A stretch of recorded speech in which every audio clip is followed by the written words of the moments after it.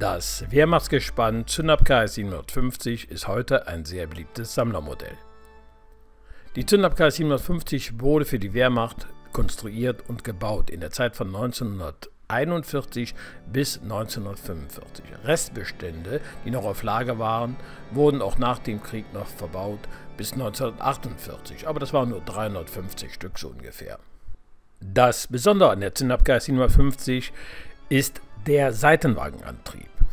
Und zwar wird 70% der Kraft aufs Hinterrad und nur 30% auf den Seitenwagen geleitet, was einen Geradeauslauf bewirkt. Zusätzlich ist noch eine Differentialsperre vorhanden. Dann hat man 4 Straßen, einen Geländegang und einen Rückwärtsgang. Und das macht das Motorrad sehr geländegängig und auch heute wegen seiner erhöhten Technik sehr begehrt. Der Motor ist ein V-Motor mit 5 Grad angehoben, damit man mehr Bodenfreiheit hat. Die KS 750 war sehr gut im Winter einzusetzen. Dies war den Finnen auch nicht verborgen geblieben, die entsprechende Motorräder suchten. Eine Anzahl finnischer Soldaten hatten auch bereits Erfahrung gemacht mit der Zündab KS 750. Ungefähr 1500 waren 1941 bis 1943 Freiwillige in der deutschen Wehrmacht gewesen und waren bis kurz vor Stalingrad gekommen und hatten dann ihren Vertrag beendet und waren wieder zurück nach Finnland gegangen. Die Finnen waren Freiwillige in der Waffen-SS-Division Viking. Sie wurden dort unter anderem auch an der Zündab KS 750 ausgebildet. Sie hatten eine gute Ausbildung und wie gesagt waren sie bis kurz vor Stalingrad gekommen und dann wieder zurück. Es waren 256 finnische Soldaten, die nicht zurückkehrten. Um sich zu entscheiden, welches Motorrad man kaufen wollte, BMW R75 oder Zündab KS 750, beauftragte man den ersten Ausbildungsoffizier bei der finnischen Armee, sich darum zu kümmern. Es war Raino Tenkanen. Er war Fotograf und auch Kriegsberichterstatter. Und er entschied sich für die Zündab KS 750. Man hatte viel Material aus Deutschland. Auch der Kraftfahrermantel wurde nach Finnland geliefert und die Helme. Tenkanen nahm Kontakt mit Karl Schröder auf. Karl Schröder war ein Nachfahre eines aus Kiel eingewanderten Deutschen und er lebte in Helsinki und hatte dort die Zündab-Generalvertretung. Über ihn wurden dann 1944 die ersten Zündab KS 750 bestellt.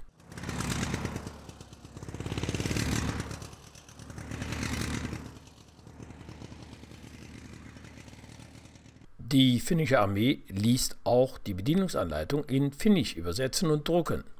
Finnland und Deutschland waren Waffenbrüder, denn sie hatten den gemeinsamen Feind, die Russen. Deshalb waren noch einige deutsche Soldaten in Finnland stationiert. Sie hatten sogar eine eigene Zeitung.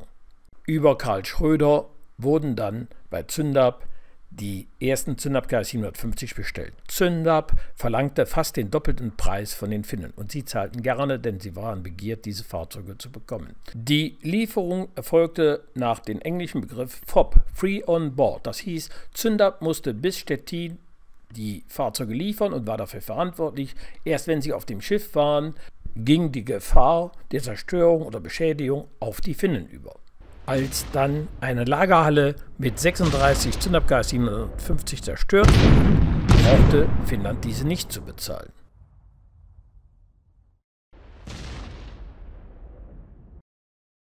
Das war Sache von Zündab, ihr Risiko. Nach und nach kamen dann in einzelnen Partien und mit verschiedenen Schiffen die ersten Motorräder an und es wurde mit der Ausbildung der finnischen Soldaten begonnen.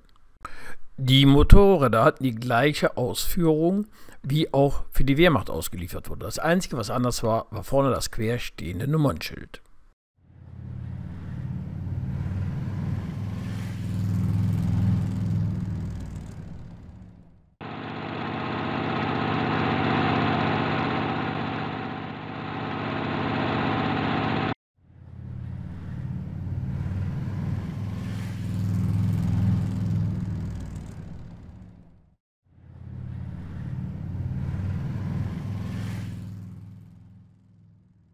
Die finnische Armee hatte nun 300 Zündab KS 750 erhalten, wobei ein paar zerstört waren auf dem Transport, es waren also weniger, und begann mit der Ausbildung.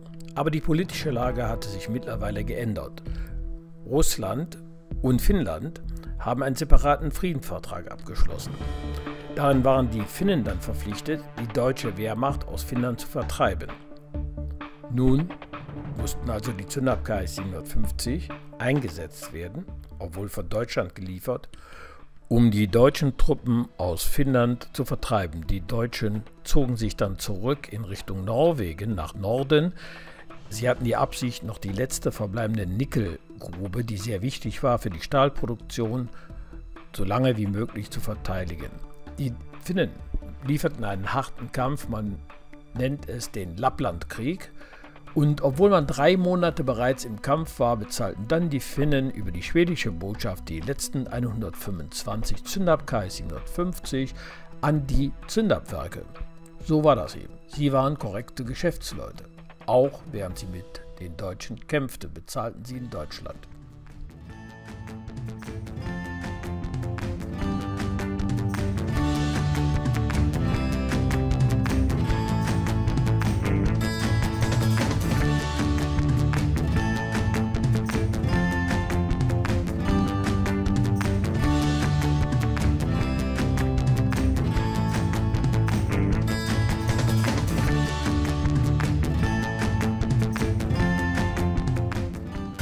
Beachtet, die Zündab ist so drehmomentstark, dass man immer im zweiten Gang anfahren kann.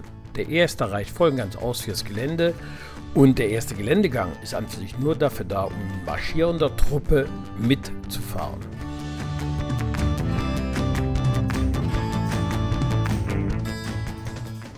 Dies ist im Übrigen der einzige bekannte Originalfilm, der sich intensiv mit Zündab-KS 750 Wehrmachtsgespann befasst.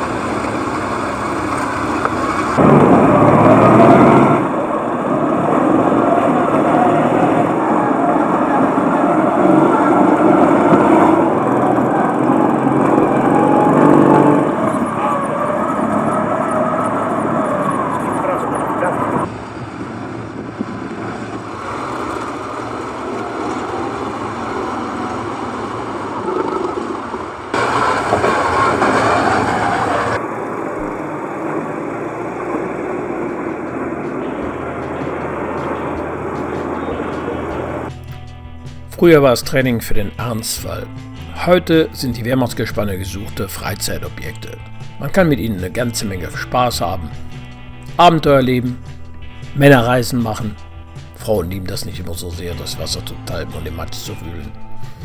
Aber für die großen Jungen braucht man große Spielzeuge.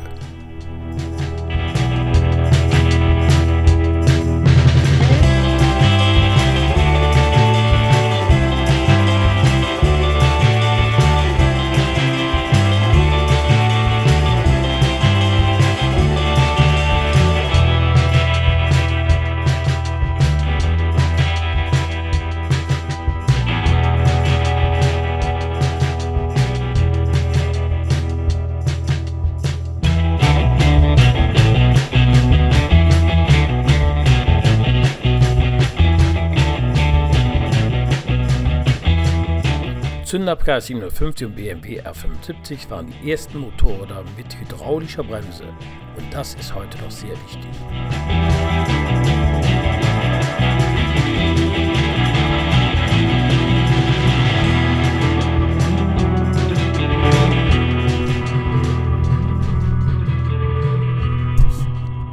Interessant ist auch der Antrieb der Fähre.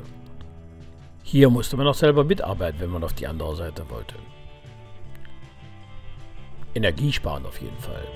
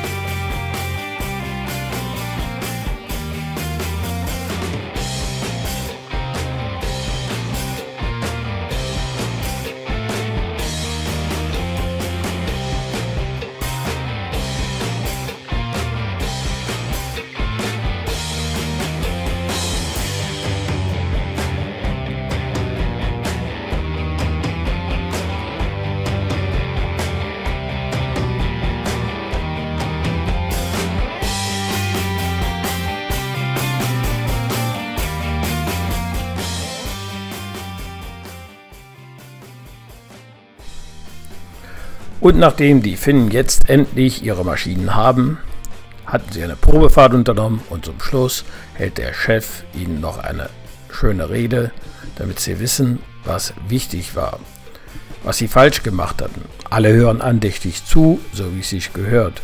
Ihnen wird nochmal die Bedeutung des zusätzlichen Sperrenhebels erklärt, den die Finnen extra haben anbauen lassen, damit nicht so etwas passiert, dass die Sperre aus Versehen eingelegt wird. Und wenn die Sperre eingelegt ist, geht es nur geradeaus. Und dann kann es zu so dummen Unfällen kommen wie hier. Es scheint aber nicht weiter viel passiert zu sein, außer dass das Motorrad auf dem Kopf liegt. Nach dem Krieg waren dann Jeep und Zündapp vereint bei der finnischen Armee tätig. Das ging dann eine ganze Zeit noch, so bis 1954, und dann wurden die ersten Fahrzeuge verkauft. Keiner von den Finnen wollte mehr ein Motorrad haben, alle wollten ein Auto. Und dann landeten die Motorräder, so wie hier, irgendwo in einem Schuppen und rosteten still vor sich hin, bis das irgendein Sammler sie begierig zu erwecken suchte.